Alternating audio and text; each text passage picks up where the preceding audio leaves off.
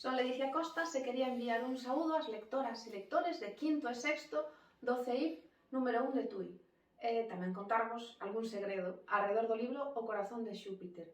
Escribín esta novela porque empecé a recibir mensaxes privadas de descoñecidos a través das redes sociais. Entón pensei que se eu as recibía era moi probable que as adolescentes tamén as recibisen. Fíxenme 3 preguntas.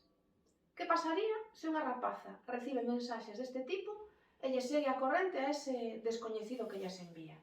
A segunda, que pasaría se esa rapaza acaba enganchada a esa persoa descoñecida? E que pasaría se ese descoñecido non é quen di ser? Ou se si é quen di ser, pero igual non é o que ela espera? Ese foi o punto de partida. O corazón de Xúpiter é un libro sobre o desengano, sobre a perda, sobre os perigos das redes sociais, sobre a vida. Espero que vos guste. E mentres, mándovos un bico grande.